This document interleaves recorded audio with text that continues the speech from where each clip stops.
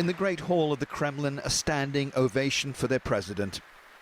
A day that will be remembered in history as members of parliament marked the very moment that Crimea returned to the motherland. It is undoubtedly the highlight of Vladimir Putin's presidency. He'd restored Crimea to the Russia Federation with bewildering speed, all in a matter of weeks, and he was clear why Russia acted when it did. Residents of Crimea and Sevastopol called on Russia to protect their rights and lives, to prevent what happened and is still happening in Kiev, Donetsk, Kharkiv and other Ukrainian cities. Naturally, we could not dismiss such a request. We could not leave Crimea and its residents in peril. It would have been a betrayal. At Moscow-Kievsky station, Ukrainians arriving on the morning train from the west of their country were reluctant to talk, but their fears that the crisis could deepen.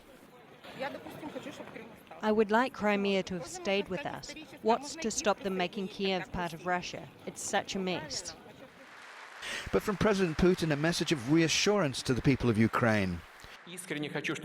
We don't want to damage you or violate your nationalistic feeling. We always respected your identity and sovereignty. Don't believe the threat that after Crimea, other regions will follow.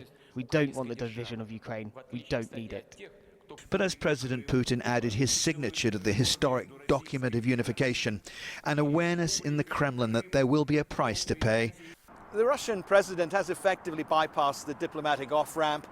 The return of Crimea to the warm embrace of Mother Russia is non-negotiable. With the stroke of a pen, President Putin has put Russia on course for one of the most serious confrontations with the West since the Soviet invasion of Afghanistan in 1979. In Moscow on Tuesday evening, thousands gathered in Red Square. 90% of the people here are said to have backed President Putin, and despite the global condemnation and sanctions, his approval rating continues to rise. Putin's not just popular among these people, he's extraordinarily popular. Peter Sharp, Al Jazeera, Moscow.